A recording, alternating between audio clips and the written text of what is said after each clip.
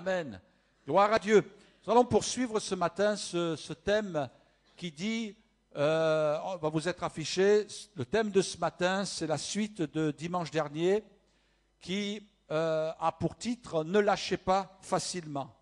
Je crois que de plus en plus, les gens n'ont pas cette persévérance, cette combativité, cette détermination, cette ténacité pour s'accrocher vraiment et s'accrocher aux véritables valeurs.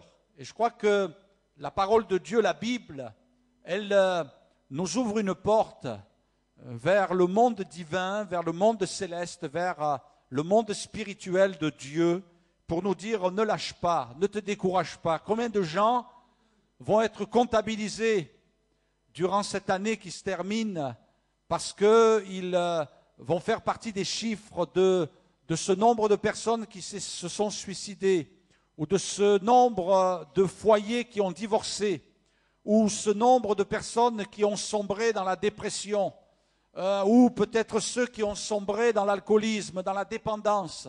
Combien de gens vont chercher leur refuge dans ces choses-là? Mais quelle joie de ce que Dieu un jour est venu frapper à la porte de notre cœur et nous a dit, tu peux t'accrocher à moi, tu peux t'appuyer sur moi, tu peux dépendre de moi et tu ne seras jamais déçu. Alléluia. Et c'est ce que nous avons fait pour le maximum d'entre nous ce matin. Et nous aimerions encourager ceux qui n'ont pas fait encore ce pas à le faire, à vous jeter dans les bras de Dieu. Nous, on ne vous invite pas à vous jeter dans les bras d'une religion, à entrer dans une secte, mais nous vous invitons à vous jeter dans les bras de Dieu. Et le chemin qui nous permet de nous approcher de Dieu, c'est Jésus-Christ. Et Jésus est pour nous le Sauveur, celui qui est mort sur la croix. Et nous voulons, mes amis, vous inviter ce matin à vous approcher. La Bible dit quelque chose d'extraordinaire dans l'épître de l'apôtre Jacques.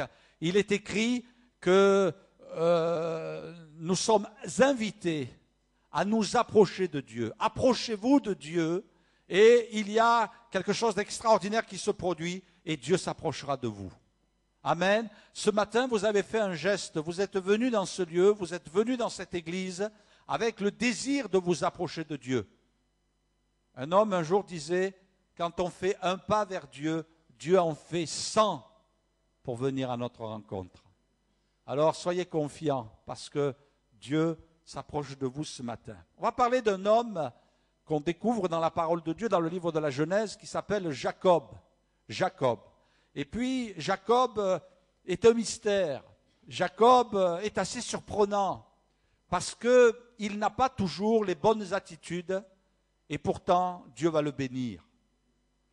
Dieu va le bénir. Alors, ça ne veut pas dire qu'on peut faire n'importe quoi avec Dieu.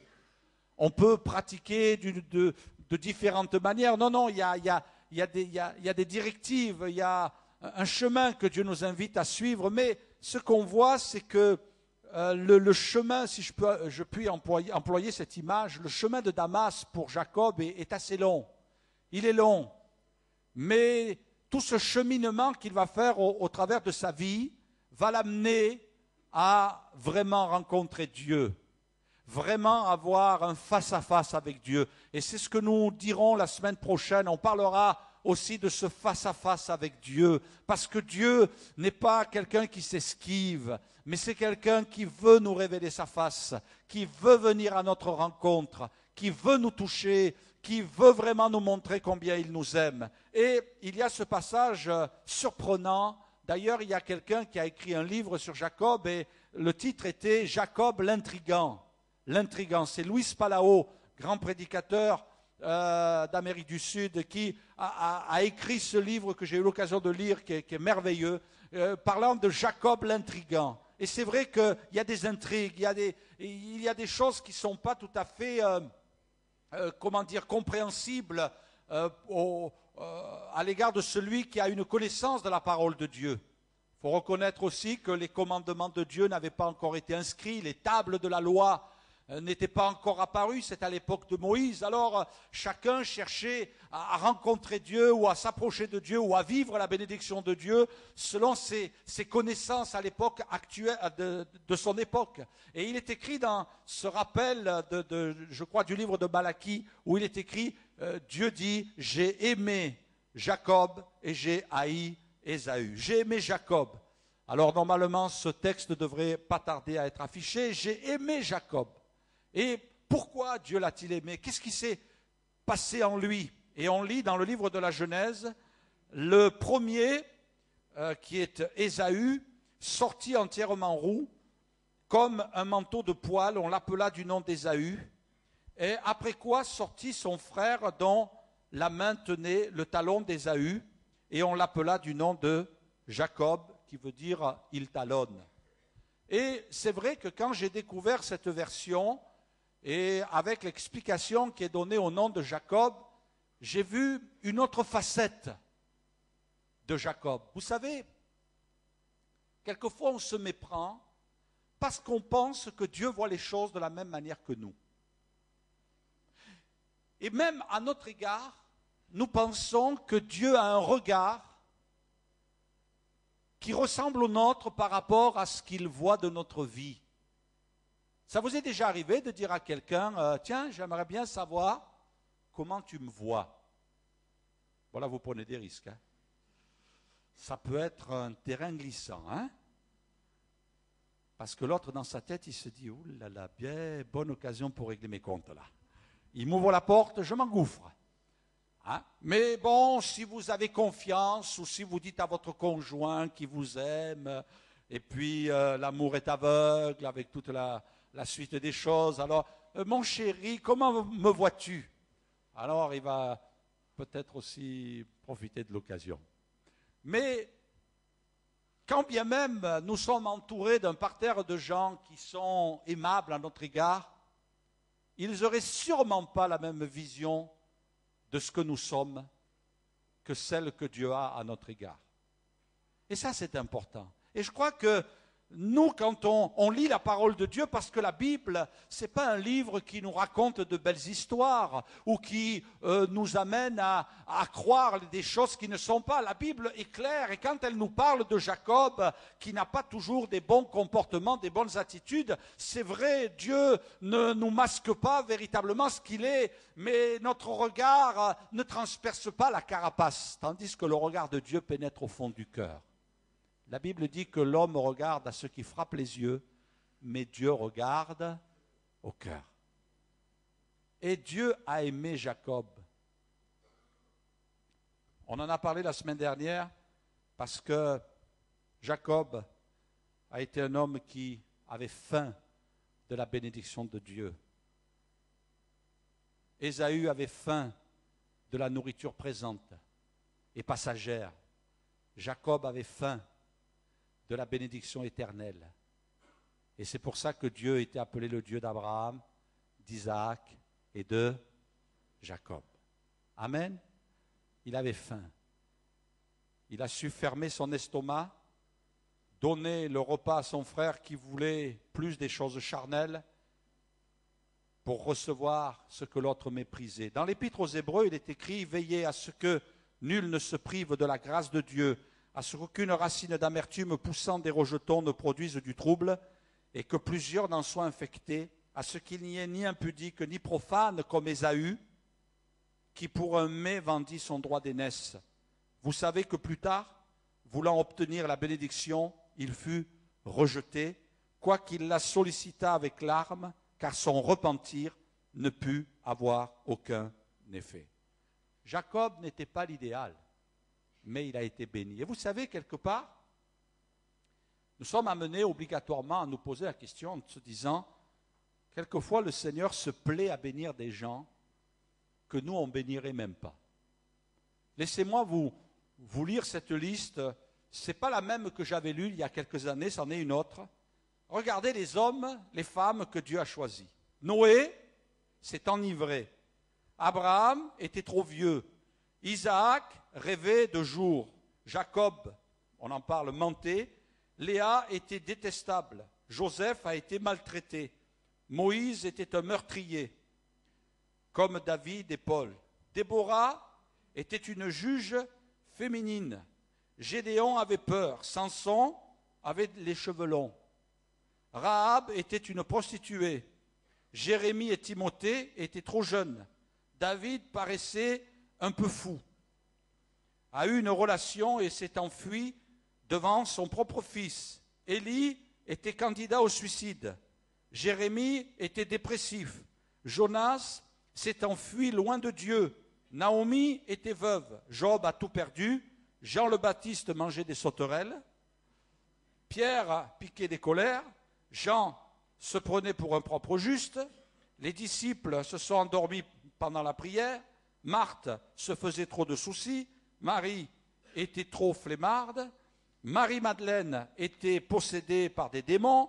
Le garçon aux 5 pains et aux poissons était trop inconnu, et il l'est resté. La Samaritaine avait couché avec plusieurs hommes. Zachée était trop petit. Pierre trop impulsif. Marc a abandonné. Timothée avait un ulcère à l'estomac. Et Lazare était mort.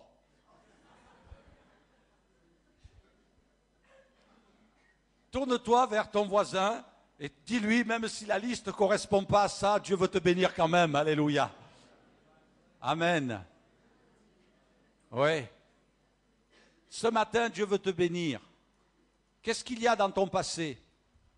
Quel est le boulet que tu traînes depuis des années? Et je crois que Dieu se plaît à bénir. Il veut confondre les grandes choses par les petites. Dieu veut confondre les choses sages aux yeux de ce monde par la folie de Dieu, ce choix qu'il a fait de nous bénir malgré tout, alléluia. Aucun mérite, tout est pour la gloire de Dieu et Dieu veut se glorifier. Et c'est vrai, quelquefois on se dit, mais comment ça se fait que Dieu a béni Jacob? Arrête de te poser la question et laisse Dieu te transformer, c'est ce qu'il y a de plus important. Jacob était un rêveur, mais des rêves de Dieu. Parce que quelquefois on peut rêver, mais de choses qui ne sont pas de Dieu. Lisons ensemble cette histoire. Jacob partit de Beer-Sheba, Genèse chapitre 28, verset 10, et s'en alla à Charan. Il arriva dans un lieu où il passa la nuit, car le soleil était couché. Il y prit une pierre dont il fit son chevet et se coucha dans ce lieu-là. Il eut un songe, et voici une échelle était appuyée sur la terre, et son sommet touchait le ciel. Et voici les anges de Dieu montaient et descendaient par cette échelle. Voici l'Éternel se tenait au-dessus d'elle, et il dit, je suis l'Éternel, le Dieu d'Abraham, ton père, et le Dieu d'Isaac. La terre sur laquelle tu es couché, je la donnerai à toi et à ta postérité. Ta postérité sera comme la poussière de la terre. Tu t'étendras à l'Occident et à l'Orient, au septentrion et au Midi, et toutes les familles de la terre seront bénies en toi et en ta postérité. Voici, je suis avec toi, je te garderai partout où tu iras, et je te ramènerai dans ce pays, car je n'abandonnerai point que je n'ai exécuté ce que je te dis. Jacob s'éveilla de son sommeil, et il dit, certainement l'Éternel est en ce lieu, et moi je ne le savais pas. Il eut peur, et dit que ce lieu est redoutable, c'est ici la maison de Dieu, c'est ici la porte des cieux. Jacob se leva de bon matin, il prit la pierre dont il avait fait son chevet, et il la dressa pour monument, et il versa de l'huile à son sommet. Il donna à ce lieu le nom de Béthel, mais la ville s'appelait auparavant Luz. Jacob fit un vœu en disant, si Dieu est avec moi et me garde pendant ce voyage que je fais, s'il me donne du pain à manger et des habits pour me vêtir, et si je retourne en paix à la maison de mon père, alors l'Éternel sera mon Dieu. Cette pierre que j'ai dressée pour monument sera la maison de Dieu, et je te donnerai la dîme de tout ce que tu me donneras. Amen. Gloire à Dieu. Jacob voit Dieu, mais Dieu est encore loin de lui. Mais il commence à voir Dieu. Peut-être que vous êtes un petit peu comme Jacob, vous apercevez la grandeur de Dieu, non pas d'une manière physique avec vos yeux naturels. Vous ne voyez pas Dieu en disant, tiens, je vais le dessiner, mais par vos approches, par votre prière, par votre compréhension de la parole de Dieu, tout en tâtonnant, en hésitant, vous voyez au fond de votre cœur que est en train de se dessiner la grandeur, la puissance de Dieu. Nous voyons tout au long du cheminement de Jacob qu'il voit Dieu, il veut Dieu, dans un premier temps, comme on l'a vu la semaine dernière. Là, il commence à voir Dieu, et il va arriver un moment où ça sera un véritable face-à-face. Ne lâchez pas, mes amis. Trop souvent, il y a des gens qui commencent à s'approcher de Dieu, ils se découragent. Ils doutent d'eux, ils doutent de Dieu, se disent peut-être que Dieu ne t'aime pas. Il y a sûrement quelqu'un dans cette salle ce matin qui, à un moment donné, s'est dit « Dieu ne peut pas m'aimer ». Je crois que s'il fallait comptabiliser tous ceux qui ont pensé ça, à un moment donné, on serait surpris. Parce que les combats que vous avez, eh bien, ce sont les mêmes de celui que celui qui est à vos côtés. Nous avons tous les mêmes combats. Mais Jacob n'a pas lâché. Souvent, nous lâchons. Et nous lâchons alors que nous sommes en train de nous approcher de quelque chose de merveilleux. Ne te décourage pas. Peut-être il y a quelqu'un ce matin qui est sur le plan de lâcher dans la foi. Mon ami, un jour il va y avoir un face-à-face avec Dieu. Un jour tu vas le voir de tes yeux. Un jour tu vas le rencontrer. Un jour tu seras dans son ciel de gloire. Ne lâche pas. Tiens bon. Tiens bon. Même si encore Dieu est lointain. Même si ce que Dieu est en train de te dire, ce que Dieu est en train de te promettre, c'est encore loin. Jacob a vu une échelle. Et on imagine que ça devait être sûrement une grande échelle. Et là, au bout de l'échelle, il y avait Dieu.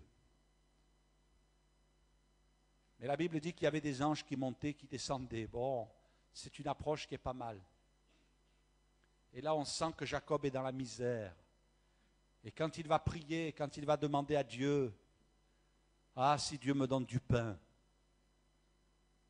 Terrible, hein? Il n'avait même pas de pain. Parce que s'il avait eu du pain, il aurait demandé du beefsteak. Croyez pas?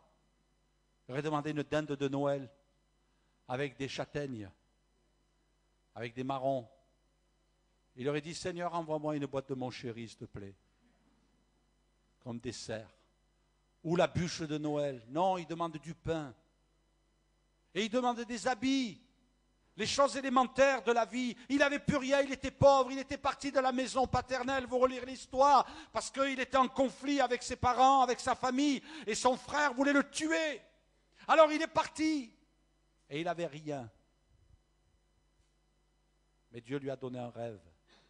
Dieu lui a donné un songe. Et Dieu va lui dire, je vais te bénir. Je vais te bénir, je vais faire de toi une grande nation. Mais pour lui, vous savez, comme il n'avait rien à manger, être une grande nation, ça ne l'intéressait pas. C'est pas vrai? Mes amis, quand nous sommes dans le besoin immédiat, notre besoin, il prime sur tout.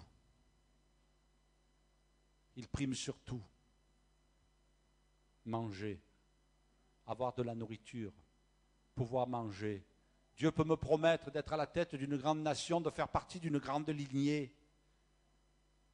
Mais si je n'ai pas à manger, si je n'ai pas de vêtements, ça sert à quoi? Si je meurs de faim, il s'est retrouvé dans le besoin. Et là, il n'avait pas le choix. Il fallait fuir la maison parce que son frère voulait le tuer. Et là, il n'y avait plus rien, plus personne. Il était seul. Combien c'est terrible quand dans notre cœur s'installe ce sentiment de solitude. On est seul. Et peut-être ce matin, tu te sens seul. Seul. Tu as une grande famille, mais tu te sens seul. Terriblement seul. Parce que tu ne te sens pas compris. Ou tu te sens seul parce que celui qui est à côté de toi, que tu aimes et qui t'aime, tu sens qu'il ne peut pas t'aider. Il ne peut pas répondre à tes besoins. Tu te sens seul. Jacob s'est senti seul. Et il dira à Dieu, Seigneur, viens me bénir. Et ce matin, j'aimerais vous amener vers une réalité. Quand on a le rêve de Dieu dans notre cœur, eh bien, on va vers la bénédiction de Dieu et une bénédiction abondante. Jacob va le dire, là c'est le début, il dira, quand j'ai passé le Jourdain, j'étais avec un bâton. Il n'avait qu'un bâton. Peut-être dans son baluchon, il y avait un dentifrice et une brosse à dents, mais il n'avait qu'un bâton. Il n'y avait rien d'autre. Il demande des vêtements, il demande du pain à Dieu. Mais Dieu a accompli le rêve qu'il a prononcé à son égard. Et Dieu veut accomplir sa parole. Ce n'est pas un rêve, c'est sa parole. Dieu veut vraiment te bénir. Et te bénir non pas comme toi tu l'as prévu, ou te bénir de la manière que toi tu as pensé qu'il allait te bénir. Dieu prend des chemins quelquefois qui ne correspondent pas à ce qu'on a pensé. Et ce que je découvre, c'est que Jacob est parti de ce lieu et il est allé vers la bénédiction. Vous vous rappelez, on en a parlé la semaine dernière, il a été obligé de travailler pour se marier. Pour avoir Léa, pour avoir Rachel, il a dû travailler combien de temps? 14 ans. Et puis, on en parlera aussi, il a eu beaucoup d'enfants. Là, une famille comme ça, je peux vous assurer que ça vous remplit un culte d'enfants. Hein? Si vous avez dans une église 10 familles comme ça, eh bien, vous avez toutes les tribus inimaginables, vous avez tous les enfants, et puis c'est une bénédiction. Mais Jacob, à un moment donné, va dire, bon, j'ai travaillé 14 ans, maintenant je m'en vais. Lisons ensemble dans la Genèse. Lorsque Rachel eut mis Joseph au monde, Jacob dit à Laban, son beau-père, laisse-moi partir pour que j'aille chez moi dans mon pays. Donne-moi mes femmes et mes enfants pour lesquels je t'ai servi, et je m'en irai. Tu sais toi-même tout le travail que j'ai fait pour toi. Laban lui dit, je t'en prie, que je trouve grâce à tes yeux. Je l'ai appris par divination à cause de toi que le Seigneur m'a béni. Amen. Moi, je crois sincèrement, je l'ai souvent dit, vous pouvez aller voir votre patron lundi matin et vous lui dites, patron, j'ai un message important pour toi. La Bible me dit que tant que tu me gardes dans ton entreprise, l'entreprise sera bénie. Et c'est vrai. C'est vrai. Patron, si tu veux, je te donne la liste d'autres chrétiens que tu peux embaucher. Comme ça, ton entreprise ne fera jamais faillite. Quand il y a un chrétien dans une entreprise, l'entreprise ne connaît jamais la crise. Alléluia. Moi, je le crois. Moi, je le crois. Et puis, patron, si tu m'augmentes, ne serait-ce que de 25%, ton entreprise sera encore plus bénie. Bon, là, je vous laisse vous prendre l'initiative. Hein. Dites pas que c'est moi. Hein. C'est vrai que Dieu bénit. Et puis, quand Jacob est arrivé dans la maison de Laban, Dieu l'a béni et il l'a déclaré. Dieu a béni ma maison. Dieu a béni ma maison. C'est formidable. Ma femme, maintenant, elle a une cuisine équipée. Avec micro-ondes, four, plaque électrique, lave-vaisselle. Frigo, congélateur, il y a tout dans la cuisine. Machine à café expresso. Expresso, s'il vous plaît. Vous mettez le café en grain, il est moulu. Pas les machines, vous savez, il y a des gens, ils ont des machines, ils sont contents. C'est avec des capsules, là. C'est pas des machines, c'est quoi ces trucs-là, là? Hein, ils sont contents, là, ils ont la capsule. Ils friment avec leur capsule.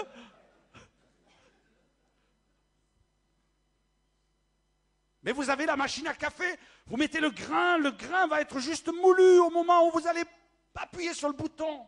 La cuisine équipée. Les femmes de ménage, les hommes d'entretien, les maçons qui travaillaient pour agrandir le salon, qui faisait 352 mètres carrés, le salon. La salle de bain, jacuzzi, s'il vous plaît. Jacuzzi, s'il vous plaît. Oh, Laban a dit, Dieu m'a béni dans ma maison. Dieu m'a béni. Alors reste encore avec moi pour que je sois béni. Et puis Laban va dire, fixe-moi ton salaire et je te le donnerai. Jacob dit, tu sais toi-même, comme je t'ai servi, bon, on va passer la suite. Et il est resté 6 ans de plus. Ce qui fait, en tout, 20 ans. C'est une vie, 20 ans quand même. Hein. C'est quand même quelque chose qu'on n'évacue pas facilement, 20 ans. Et puis il a dit simplement, écoute, tu vas me permettre de constituer mon salaire, on va passer les détails. Et il va travailler. Et ce matin, ce que je voudrais vous dire, mes frères et sœurs, avec Dieu, on est dans une situation d'abondance. Amen. On est dans une situation d'abondance. Dieu nous a promis de nous bénir. Amen. Dieu a promis d'être avec nous. Dieu a promis de nous accompagner. Dieu a promis de nous protéger. Dieu a promis de nous secourir. Dieu a promis de nous fortifier. Dieu a promis de pourvoir à nos besoins. Amen. Mais il ne nous a pas dit de rester les bras croisés. Et ce matin, ce que je voudrais faire ressortir, c'est que Jacob a été béni, mais il a dû travailler. Dur. Il a dû travailler. Mes frères et sœurs, souvent nous avons l'impression que la bénédiction de Dieu, elle va nous tomber dessus. On va aller à l'église, ça va nous tomber dessus. On est rentré dans l'église avec un besoin, on ressort de l'église et plus de besoin. On est un petit peu, voyez, on aurait tendance à penser que presque Dieu viendrait nous supplier pour nous dire, est-ce que tu veux que je te bénisse? Est-ce que tu veux être béni? Laisse-moi te bénir. Comme si Dieu allait nous supplier ce matin en disant, est-ce que dans ce lieu, il y a quelqu'un que je peux bénir? Et je vais lui donner une belle sucette. Qui c'est qui veut la sucette? Levez la main. Ah, les jeunes là, hein, tout de suite ils lèvent la main. Non, mais il y en a, ils ne sont pas jeunes là, mais ils sont... Non, c'est bien. On pense que, voilà, on arrive à l'église et paf, on ressort ce matin, chacun notre sucette sous le bras. Allez hop, on rentre à la maison. Je repars, j'ai ma bénédiction, alléluia. Mais pour Jacob, ça ne s'est pas passé comme ça. Moi, ce que je découvre, c'est que Jacob a été obligé de travailler, La Bible dit, cet homme devint de plus en plus riche et il eut du menu bétail en abondance, des servantes et des serviteurs, des chameaux et des ânes. Symbole de richesse. Vous savez, quand vous avez des agneaux dans un troupeau, ça veut dire que vous avez besoin de la laine pour vous vêtir, vous avez besoin de la viande pour manger. Hein?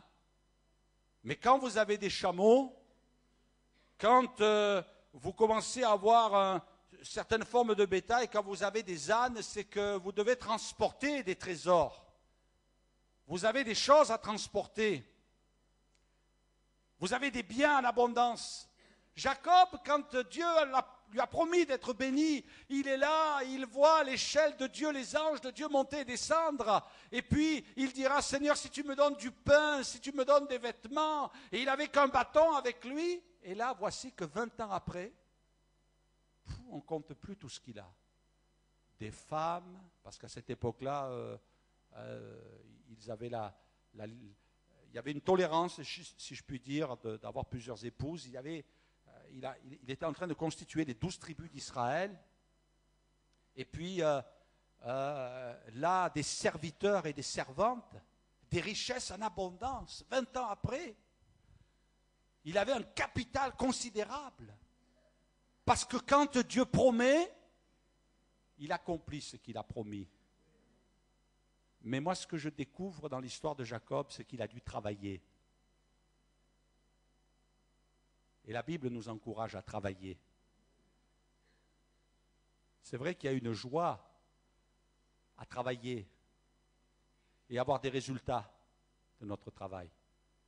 Parce que quand on va travailler, on a un salaire. On l'a gagné, notre salaire.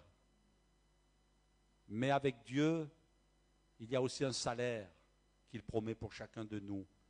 Et ce n'est pas facile de se lever pour aller travailler. On entend plus le matin l'appel de la couette que l'appel du patron. Vous avez remarqué? La couette qui nous dit reste là, on est bien tous les deux enlacés ensemble. Restons encore quelques heures. Et que vous dites, ah non, il y a le patron qui m'appelle. Viens dans la société. Viens travailler. Jacob travailla. Jacob va dire à un moment donné, je suis trop petit pour toutes les grâces et pour toute la fidélité dont tu as usé envers ton serviteur, car j'ai passé ce Jourdain avec mon bâton et maintenant je forme deux camps. Deux camps. La Bible dit, tout ce que ta main trouve à faire avec force, fais-le, car il n'y a ni œuvre, ni pensée, ni conscience, ni science, ni sagesse dans le séjour des morts où tu vas. Celui qui est digne de confiance dans une petite affaire, dit Dieu, il est aussi digne de confiance dans une grande. Et celui qui est injuste dans une petite affaire est aussi injuste dans une grande. Jacob était un travailleur, mais il a commencé petit et il est devenu grand. Et mes frères et sœurs, j'aimerais vous dire qu'avec les bénédictions de Dieu, c'est comme ça aussi. Dans la vie chrétienne, c'est comme ça. Tu crois que la bénédiction, elle va te tomber sur la tête comme si tu avais gagné au loto?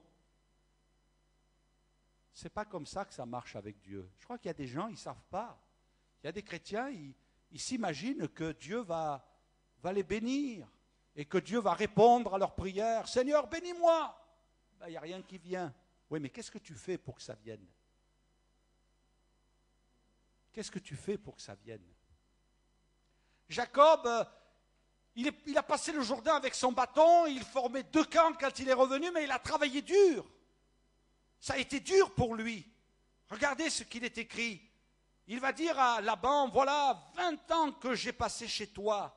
Tes brebis et tes chèvres n'ont pas avorté, et je n'ai point mangé les béliers de ton troupeau. Je ne t'ai pas rapporté des bêtes déchirées, j'en ai payé le dommage. Tu me redemandais ce qu'on me volait de jour et ce qu'on me volait la nuit.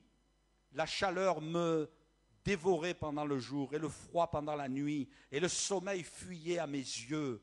Voilà 20 ans que j'ai passé dans ta maison. Je t'ai servi 14 ans pour tes deux filles et 6 ans pour ton troupeau, et tu as changé 10 fois mon salaire. Si je n'eusse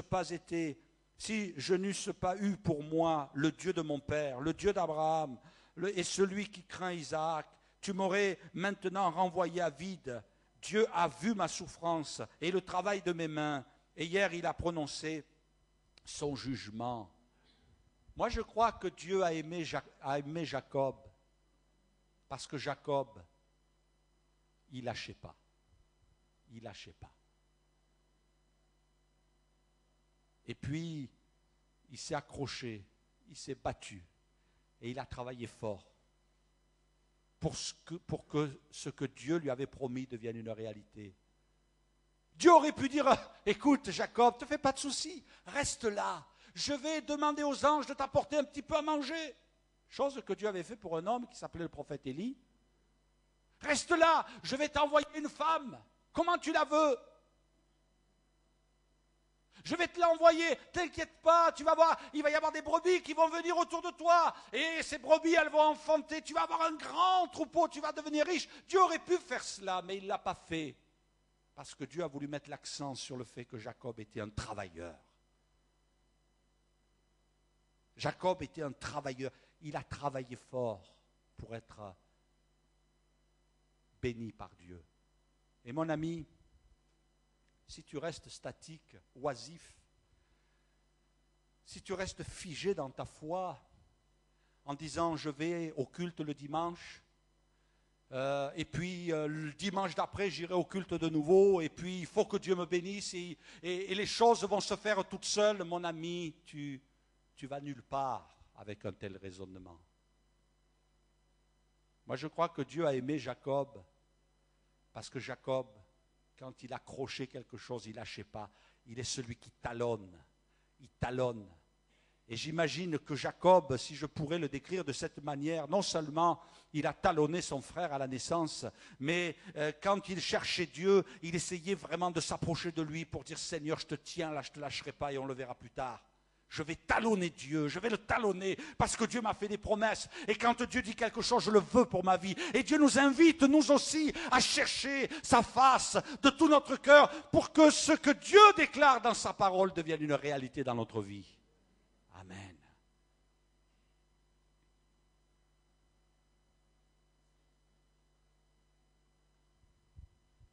Quelqu'un disait, d'après moi, il y a 2 catégories de personnes qui transgressent la loi du prix à payer. Celles qui ne comprennent pas le prix du succès et celles qui le réalisent et qui ne sont pas prêtes à le payer. Quelquefois, on se dit non, il n'y a rien à faire, ça va venir tout seul. Tu veux être béni, il y a des moments où il faudra plier les genoux dans la prière, et passer des heures, et peut-être même à pleurer, et peut-être même à jeûner, et peut-être même à insister, à te tenir devant Dieu, et à être là, répandant ton âme dans sa présence. Il y a le prix à payer, il y a toujours un prix à payer. Mais il y a ceux qui sont conscients qu'il y a un prix à payer, qui disent, moi je ne veux pas payer.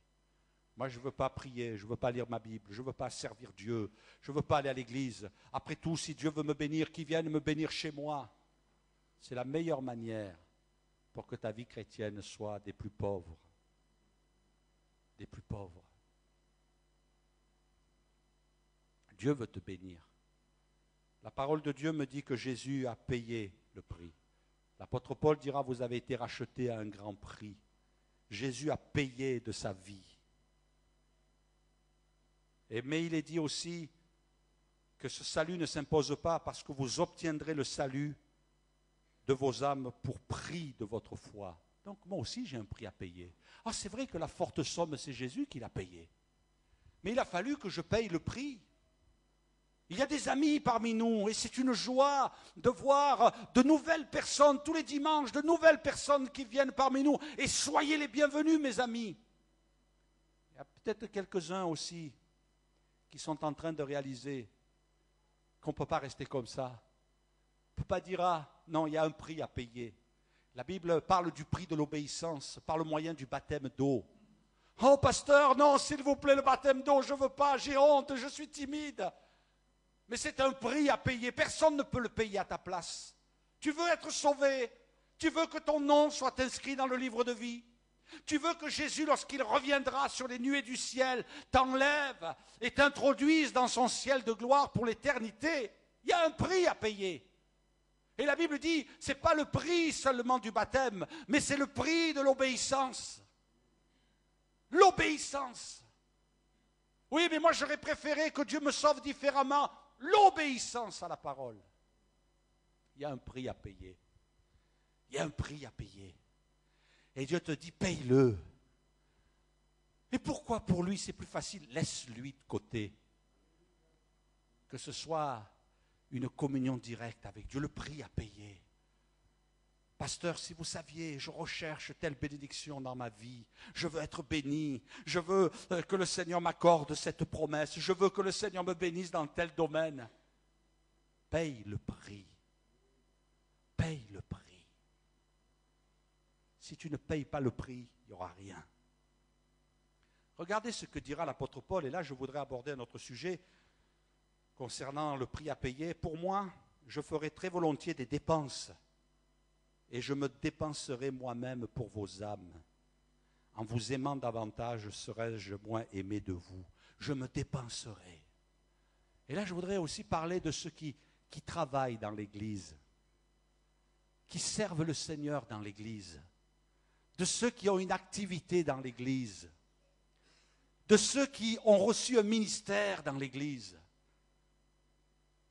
et qui, par moment, leur arrive d'avoir cette réflexion en disant, mais c'est dur de servir Dieu. Il y a des combats, il y a des luttes, il y a des moments difficiles, quelquefois il y a même des tensions. Mais oui, le travail n'est pas facile. Et l'apôtre Paul dira, je me dépenserai pour vos âmes, je me dépenserai. Et il a donné sa vie, il s'est offert un sacrifice. Et quelquefois on a l'impression qu'on ne voit rien, on ne voit aucun résultat. Mais Dieu te dit, il y a un prix à payer. Tu veux du fruit, tu veux de l'enfantement, tu veux des résultats. Alors, il faut que tu payes. Il faut que tu payes. Alors c'est vrai qu'il ne faut pas basculer de l'autre côté en disant j'ai payé, maintenant tu me dois. Dieu ne nous doit rien. Même si on paye, je vais vous dire une chose ce matin, même si tu payes, ce n'est pas suffisant. Ce n'est pas suffisant. Un petit peu comme quand on avait nos enfants, qu'on disait tu veux t'acheter ça? Oui papa, je voudrais. Bon, allez, tu vas te faire de l'argent de poche. Tu vas passer l'aspirateur dans la voiture. Pas celle du pasteur Bruno, hein. Il y a une réputation là qui plane. Passer l'aspirateur. Tu veux? Bon, va voir maman. Ben, tu vas faire les courses. Et il va gagner 10 euros. Mais il veut s'acheter quelque chose qui en vaut 50. Bon. Si vous êtes généreux, ben vous les rajoutez les 40. C'est pas comme ça qu'on fait? Non? Bon, il n'y a pas d'enfants, allez, soyez vrais, n'ayez pas peur, vous inquiétez pas, ils ne vont pas vous raqueter pour Noël. Hein? Soyez vrais. Ben, Dieu fait pareil. Hein? Parce que ce que je peux payer, moi, ce n'est pas suffisant. Ce n'est pas suffisant. Mais Dieu paye la somme totale. La Bible nous dit qu'il a plu à l'Éternel de briser Jésus par la souffrance. Après l'avoir livré en sacrifice pour le péché, il verra une postérité, prolongera ses jours et l'œuvre de l'Éternel prospérera entre ses mains à cause du travail de son âme. Il verra, il rassasiera ses regards à cause du travail de son âme. Jésus a dû travailler fort, même Jésus, le Fils de Dieu. Le travail de son âme. Seigneur, même Paul va le dire un jour, je me sanctifie pour eux. Seigneur, je veux être un modèle, je veux, Seigneur, que ceux qui regardent ma vie aient envie de se convertir. Seigneur, j'ai besoin de travailler sur moi-même, j'ai besoin de travailler sur mon caractère, j'ai besoin de travailler à l'intérieur de moi parce que ça peut être un obstacle. Seigneur, je veux travailler et Dieu nous regarde et il voit cette somme de travail, il voit aussi cette somme de brisement intérieur. Seigneur, je veux changer, je veux que dans ma vie ça change parce que je ne veux pas que la bénédiction soit retenue parce que dans ma vie il y a un obstacle. Seigneur, viens travailler ma vie, viens travailler mon âme, à cause du travail de son âme. Il va rassasier son regard. Waouh! L'œuvre de Dieu, la bénédiction de Dieu. Combien de fois il nous est arrivé de regarder ce que Dieu fait et de louer Dieu, de dire Seigneur, tu le fais au travers de ma pauvre vie, Seigneur. Quelle grâce! Quelle grâce! Travail de mon âme. Jacob est devenu riche parce qu'il a travaillé. Et je voudrais terminer, je vais inviter l'équipe de louanges à venir me rejoindre et l'équipe de Sainte-Seine à se préparer. J'aimerais terminer avec ce verset qui dit, car vous connaissez la grâce de notre Seigneur Jésus-Christ, lui qui était riche, il s'est fait pauvre à cause de vous, pour que vous, par sa pauvreté, vous deveniez riches. Il faut remettre les choses à leur place. Il y a ma part, mais ma part, elle ne peut pas tout payer. C'est Jésus qui a payé le prix fort. Mais Dieu me dit, toi, tu dois payer le prix de croire, le prix de te battre. Écoutez-moi, frères et sœurs, écoutez-moi, vous ne laissez pas distraire. C'est pas distraire. Écoutez, s'il vous plaît. Est-ce que tu es prêt à payer le prix pour que dans ta vie ça change? Peut-être que tu dis là, je dois payer cher là. Je dois payer cher, mais paye. Dieu va voir. Je veux payer pour être agréable à Dieu.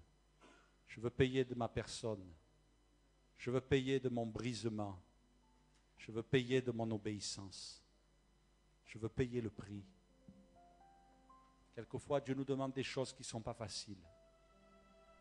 Et je voudrais t'encourager, mon frère, ma sœur, crois pas que pour beaucoup d'entre nous, ça a été facile et que ça l'est encore. Il y a des combats, il y a des luttes, il y a des moments où on sent que le Seigneur veut qu'on nous passions par le brisement. Le moment où on dit, Seigneur, comme l'a dit Jésus à Gethsémanée, non pas ce que je veux, mais ce que tu veux, Seigneur. Est-ce que tu es prêt ce matin à dire, Seigneur, c'est ce que tu veux que je veux. Ce n'est pas ce que moi je veux. Je n'ai pas envie d'être le créateur d'une nouvelle manière de vivre la vie chrétienne. Ça ne changera jamais.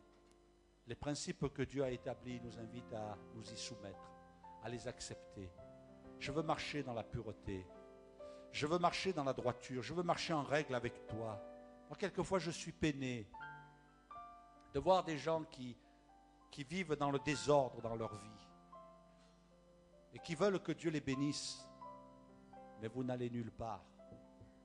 Et puis quand vous allez arriver à la porte du ciel, le Seigneur dira, non, non, tu t'es trompé, toi, c'est à côté là-bas. C'est la porte en fer. Mais Seigneur, je suis allé à l'église, j'étais fidèle, je t'ai servi, j'ai travaillé. Je t'ai dit, et je ne le dirai pas une troisième fois, ta porte là-bas, c'est celle-là. Je ne te connais pas, je ne t'ai jamais vu, je ne sais pas qui tu es. Tu as méprisé Jésus qui est mort sur la croix. Lui, il a donné sa vie. J'ai donné dans le ciel ce que j'avais de plus cher. Il est mort, il a poussé des cris de douleur et de souffrance. Est-ce que tu réalises ce que Jésus a payé pour toi? Et toi, tu n'as pas été capable de mettre ta vie en règle. Tu as continué dans le vol. Tu as continué dans le mensonge. Tu as continué dans l'adultère. Tu as continué dans l'impureté. Tu as continué dans les plaisirs du monde. Et tu veux que maintenant je te laisse entrer dans le ciel. Oh non, non, non, tu n'as pas compris, mon ami. Il n'y a pas de place pour toi. Seuls ceux qui ont accepté Jésus, qui ont considéré le prix qu'il a payé sur la croix, et qui eux aussi ont dit, je vais payer le prix de ma vie qui va se briser maintenant, de ma vie qui va obéir, et qui va accepter Jésus, et qui va marcher avec Jésus, et qui va s'attacher à Jésus. Et là, il y aura un accueil tout différent. Le Seigneur dira, tu peux entrer et te réjouir. La vie chrétienne, ça coûte. Ça coûte des larmes, ça coûte des souffrances. Ça coûte peut-être même quelquefois financièrement parce qu'on va à l'église. Il faut prendre la voiture, il faut payer du carburant. Je sais qu'il y a des frères et sœurs, ils font des kilomètres et des kilomètres pour venir. Il y en a d'autres, ce n'est pas évident, il faut laisser la maison en bon état, le repas prêt, pour que le mari ne réagisse pas trop, que les enfants ne soient pas sévères. Il y a un prix à payer, mais Dieu le voit. C'est comme un parfum qui monte vers lui. Et ce matin, je voudrais vous inviter à fermer vos yeux. Jacob, c'était le talonneur, celui qui ne lâchait pas, mais il s'en est donné les moyens, il a travaillé, il a souffert. Ça a été dur, mais il est devenu riche. Et Dieu veut faire de toi quelqu'un de riche dans la foi, riche dans la vie de l'esprit, riche dans le service de Dieu, riche pour glorifier son nom. Dieu veut faire de toi quelqu'un de riche parce que Jésus a payé. Jésus était riche et il a accepté la pauvreté en mourant sur la croix pour que tu sois enrichi. Et ce matin, peut-être, il faut réajuster tout ça devant Dieu et dire, Seigneur, viens comme tout à nouveau. Viens, Seigneur. Viens et pardonne-moi les fois où j'ai été dans la rébellion, Seigneur, où j'ai été dans la colère, où j'ai été, Seigneur, dans la menace. Seigneur, ou peut-être même j'ai été dans le chantage, en disant, si c'est comme ça, je laisse tout. Le Seigneur n'a pas écouté ce jour-là ce que tu lui as dit. Mais ce matin, dis-lui, Seigneur, quel que soit le chemin par lequel tu veux me faire passer, je veux l'accepter, Seigneur. C'est un chemin de souffrance, c'est un chemin d'abnégation, c'est un chemin de combat, c'est un chemin où je vais être blessé, où je vais être meurtri, où je vais être incompris, où je vais être trahi. Peu importe, Seigneur. Si c'est le chemin que tu as prévu pour ma vie, je le veux, Seigneur.